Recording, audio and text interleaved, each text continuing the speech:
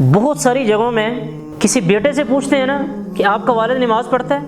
آپ کی ماں نماز پڑھتی ہے؟ تو بیٹا آگے سے کہتا ہے کہ میں نے کہا تھا نا نماز پڑھنے کے لیے، ماں کو بھی کہا ہے، 3-4 مرتبہ کہا ہے، نہیں پڑھتے تو کیا کروں؟ والد کو بھی کہا تھا کہ نماز پڑھا کرو، نہیں پڑھتے تو کیا کروں؟ ایسی اولاد کو بھی میں گزارش کروں گا، نصیحت کروں گا، اور وہ والدین جنہوں نے اپنے بچوں کو نماز پڑھنے کے لیے کہا لیکن بچوں نے وقتی طور پہ نہیں مانا، اور پھر انہوں نے ہمیشہ ہمیشہ کے لیے کہنا چھوڑ دیا، اور جب کوئی بندہ باہر کوئی دیندار بندہ پوچھتا ہے کہ آپ کی اولاد نماز پڑھتی ہے تو آگے سے یہی کہتے ہیں نہیں پڑھتی تو اب کیا کریں؟ نہیں، سنیے اللہ کے رسول صلی اللہ علیہ وسلم کا فرمان، سنن امام اہل سنہ والجماعہ امام احمد بن حنبل رحمۃ اللہ علیہ کی مسند میں، اس کے علاوہ بھی کئی ایک کتابوں کے اندر حسن سند کے ساتھ یہ روایت موجود ہے۔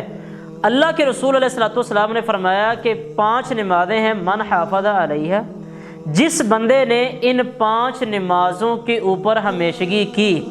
تو یہ 5 نمازیں کانت لہو نوراً و برہاناً و نجاتاً یوم القیامہ، یہ 5 نمازیں اس بندے کے لیے کل قیامت والے دن روشنی بن کے آئیں گی، دلیل بن کے آئیں گی، اس بندے کے لیے قیامت والے دن نجات کا ذریعہ بن کے آئیں گی۔ فرمایا ومن لم یحافظ علیہ، جس بندے نے ان 5 نمازوں کے اوپر ہمیشگی نہیں کی، لم یکن لہ نور ولا برہان ولا نجات یوم القیامہ، اس بندے کے لیے کل قیامت والے دن نور بھی نہیں ہوگا، دلیل بھی نہیں ہوگی، نجات بھی نہیں ہوگی۔ وَكَانَ مَعَ قارون وفرعون وحامان وابی بن خلف، فرمایا کل قیامت والے دن یہ بندہ فرعون، قارون، حامان اور ابی بن خلف کے ساتھ ہوگا۔ یہ دنیا کے 4 بڑے بڑے بدترین کافروں میں سے ایک ہیں۔ قارون یہ بھی موسیٰ علیہ السلام کو کہا کرتا تھا کہ موسیٰ علیہ السلام نعوذ باللہ من ذالک جادوگر ہے، موسیٰ علیہ السلام نعوذ باللہ من ذالک یہ جھوٹ بولتے ہیں۔ حامان جو تھا یہ فرعون کا وزیر تھا، اور فرعون یہ دعویٰ کیا کرتا تھا کہ زمین کے اوپر سب سے بڑا رب میں ہوں۔ تو یہ ابی بن خلف یہ وہ بندہ تھا کہ جو غزوہ احد میں نبی کریم علیہ الصلوۃ والسلام کو شہید کرنے کے لیے، قتل کرنے کے لیے آ رہا تھا، اور خود اللہ کے نبی علیہ الصلوۃ والسلام کے ہاتھوں قتل ہوا ہے۔ اب یہاں ذرا یہ سوچئے گا، کل قیامت والے دن بیٹا مسلمانوں کی صف میں کھڑا ہے، مومنوں کی صف میں کھڑا ہے، اس کی ماں، اس کی باپ کل قیامت والے دن فرعون، قارون، حامان، ابی بن خلف کے ساتھ کھڑی ہے۔ اس بندے کے لیے کل قیامت والے دن اس سے زیادہ اور ذلت کیا ہوگی؟ یا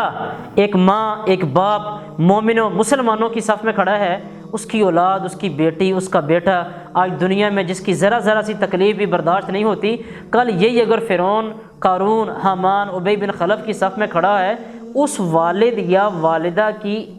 کے لیے اس سے زیادہ اور حقارت یا تذلیل کیا ہوگی کہ بیٹا ان کا ان کے ساتھ کھڑا ہوا ہے، یا قیامت والے دن اس سے زیادہ اور شرمندگی کیا ہوگی؟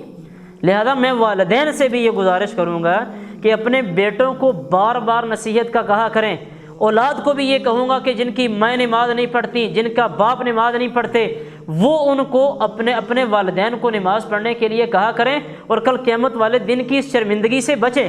اور نماز تو یہ پہلا فریضہ ہے کہ جو کلمہ پڑھنے کے بعد ایک مسلمان کے اوپر لاگو ہوتا ہے۔ اللہ تعالی ہمارے بچوں کی بھی اصلاح فرمائے، اور اللہ تعالی ہمارے بوڑھے والدین کی بھی اصلاح فرمائے، جن کے والدین دنیا سے چلے گئے ہیں اللہ تعالیٰ ان کی مغفرت فرمائے، اللہ تعالیٰ ان کی کمیاں اور کوتاہیاں معاف فرمائے، اور جن کے والدین دنیا میں زندہ ہیں اللہ تعالیٰ ان کو خود بھی نماز پڑھنے کی توفیق عطا فرمائے، اللہ تعالیٰ ان کو اپنی اولاد کی اصلاح کرنے کی بھی توفیق عطا فرمائے۔ وآخر دعوانا الحمد للہ رب العالمین۔